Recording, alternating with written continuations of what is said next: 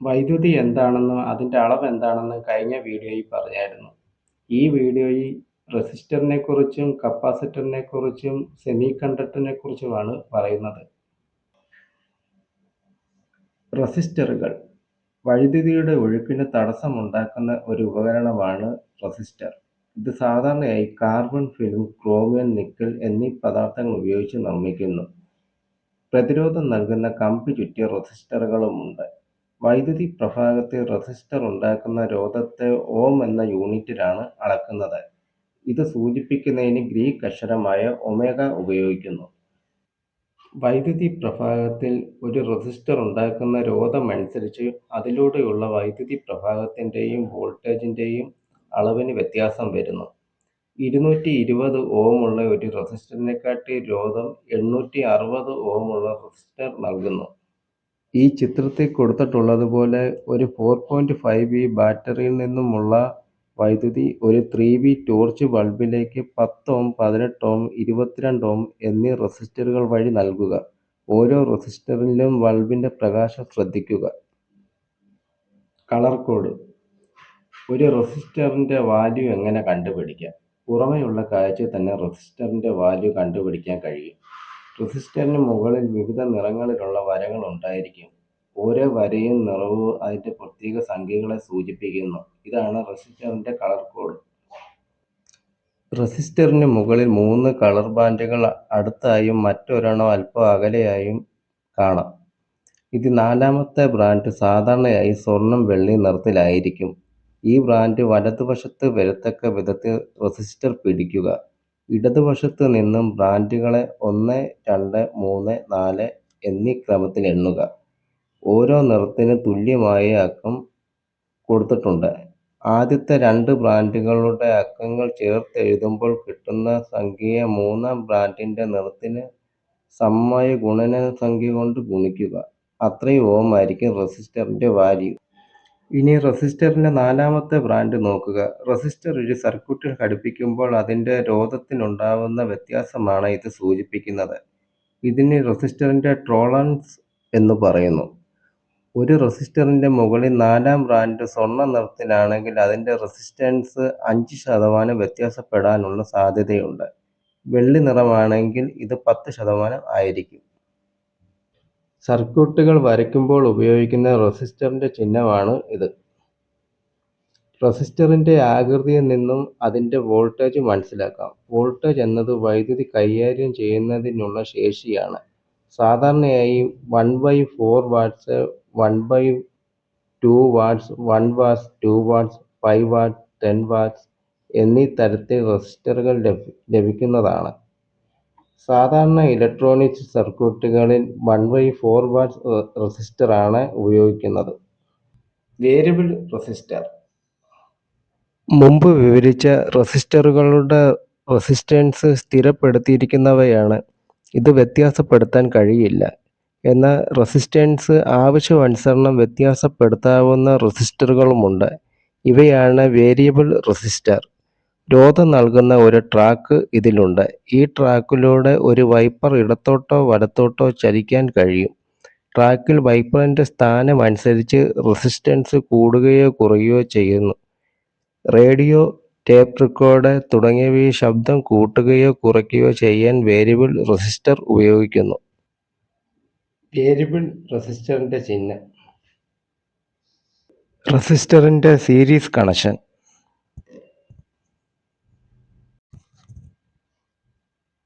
റെസിസ്റ്ററിൻ്റെ parallel connection. Capacitor. വൈദ്യുതി charge ശേഖരിച്ച് വെക്കാൻ കഴിവുള്ള ഒരു ഉപകരണമാണ് കപ്പാസിറ്റർ. കണ്ടൻസർ എന്ന് ഇതിനെ പറയാറുണ്ട്. 2 ലോഹ പ്ലേറ്റുകൾക്കിടയിൽ ഇൻസുലേറ്ററുകളായ പേപ്പർ, മൈക്ക, സെറാമിക് തുടങ്ങിയവ ഉപയോഗിച്ചാണ് സാധാരണ കപ്പാസിറ്റർ നിർമ്മിക്കുന്നത്. പ്ലേറ്റുകൾക്കിടയിലെ ഇൻസുലേറ്ററിനെ ഡൈ ഇലക്ട്രിക് എന്ന് പറയുന്നു. ഒരു കപ്പാസിറ്ററിൻ്റെ ഇലക്ട്രോഡുകളിലേക്ക് DC വൈദ്യുതി കണക്ട് ചെയ്യുമ്പോൾ ഇരു പ്ലേറ്റിലും ചാർജ് ശേഖരിക്കപ്പെടുന്നു. ബാറ്ററിയുടെ പോസിറ്റീവുമായി ബന്ധിപ്പിച്ച പ്ലേറ്റിൽ പോസിറ്റീവ് ചാർജും നെഗറ്റീവ് പ്ലേറ്റിൽ നെഗറ്റീവ് ചാർജും ശേഖരിക്കപ്പെടുന്നു. രണ്ട് ചാർജുകളും പരസ്പരം ആകർഷിക്കപ്പെടുന്ന അവസ്ഥയിലാണ്. പക്ഷേ പ്ലേറ്റുകൾക്കിടയിലെ ഡൈഇലക്ട്രിക് വൈദ്യുതിയെ കടത്തിവിടുന്നില്ല. പെട്ടെന്ന് ബാറ്ററിയുടെ പൊളാരിറ്റിയിൽ മാറ്റം വരുത്തിയാൽ ഒരു പ്ലേറ്റിൽ നിന്നും അടുത്ത പ്ലേറ്റിലേക്ക് ചാർജ് പ്രവഹിക്കുന്നു. ബാറ്ററിയുടെ പൊളാരിറ്റിയിൽ തുടരെ മാറ്റമുണ്ടായാൽ കപ്പാസിറ്ററിലൂടെ വൈദ്യുതി തുടർച്ചയായി ഒഴുകുന്നു.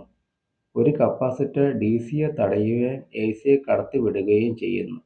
ഉള്ളിൽ ഉപയോഗിച്ചിട്ടുള്ള ഡൈഇലക്ട്രിക്കിനെ അടിസ്ഥാനമാക്കി കപ്പാസിറ്ററുകളെ വിവിധ ഇനങ്ങളായി തിരിച്ചിട്ടുണ്ട്.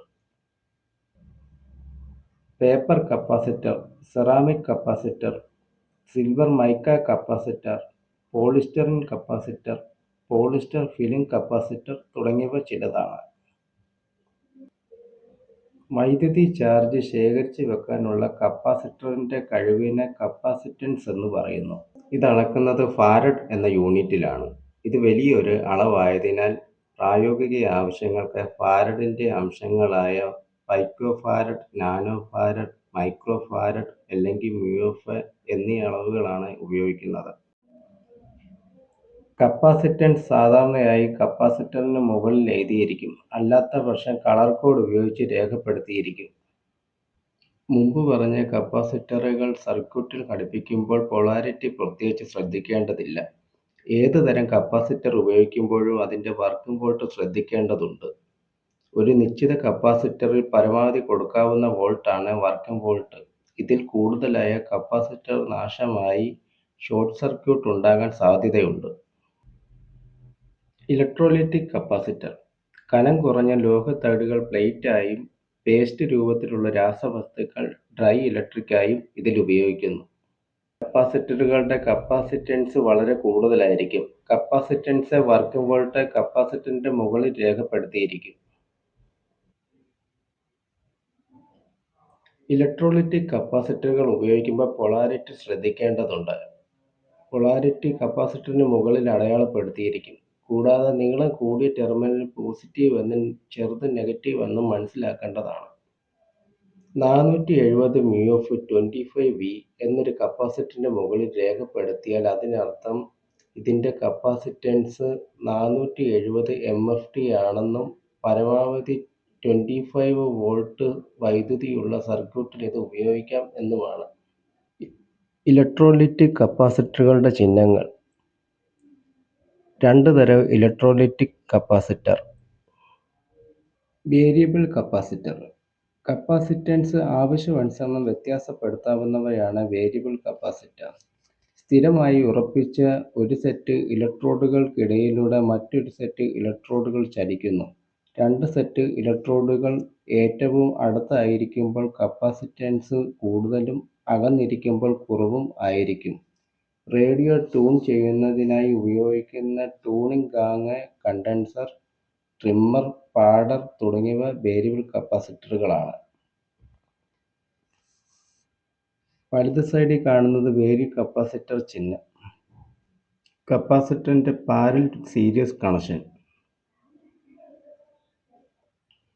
അടുത്തത് അർദ്ധചാലകങ്ങൾ. വൈദ്യുതി കടത്തിവിടുന്നതിനുള്ള കഴിവ് പരിഗണിക്കുമ്പോൾ വസ്തുക്കളെ മൂന്നായി തിരിക്കാം: കണ്ടക്ടർ, ഇൻസുലേറ്റർ, സെമി കണ്ടക്ടർ. ചില പദാർത്ഥങ്ങളുടെ ആറ്റത്തിൽ സ്വതന്ത്രമായ ഇലക്ട്രോണുകൾ ധാരാളം ഉണ്ടായിരിക്കും.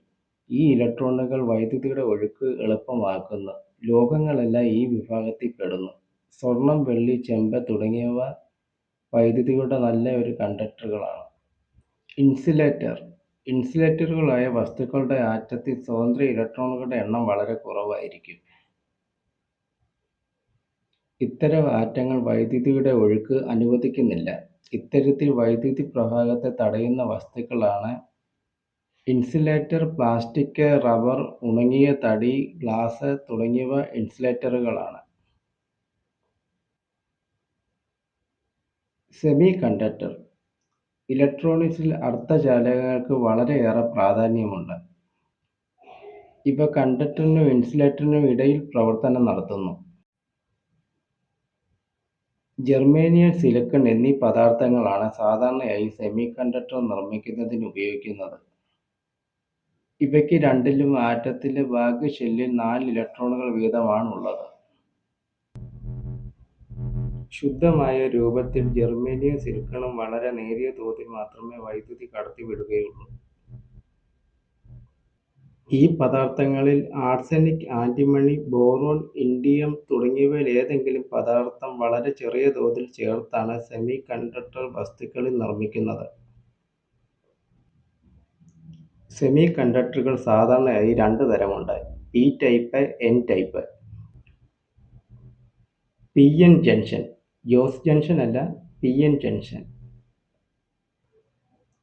ഒരു സിലിക്കൺ ക്രിസ്റ്റലിന്റെ ഒരു വശത്ത് പി ടൈപ്പ് അപദ്രവ്യവും മറുവശത്ത് എൻ ടൈപ്പ് അപദ്രവ്യവും ചേർക്കുമ്പോൾ ഒരു വശം പി ടൈപ്പ് സെമികണ്ടക്ടറുകളും മറുവശം എൻ ടൈപ്പ് സെമികണ്ടക്ടറുമായി പ്രവർത്തിക്കുന്നു. ഒരു വശത്ത് പോസിറ്റീവ് ദ്വാരങ്ങളും മറുവശത്ത് നെഗറ്റീവ് ഇലക്ട്രോണുകളും അധികമായി ഉണ്ടാകുന്നു. ഇവ പരസ്പരം ആകർഷിക്കപ്പെട്ട് ക്രിസ്റ്റലിന്റെ മധ്യത്തിൽ വച്ച് നിർവീര്യമാക്കപ്പെടുന്നു. തുടർന്നുള്ള ചാർജുകളുടെ പ്രവാഹം തടയപ്പെടുന്നു. ഇത്തരം സെമികണ്ടക്ടറുകളെ പി-എൻ ജംഗ്ഷൻ ഡയോഡ് എന്ന് പറയുന്നു. വീണ്ടും അടുത്ത ഒരു വീഡിയോയിൽ കാണാം. നന്ദി, നമസ്കാരം.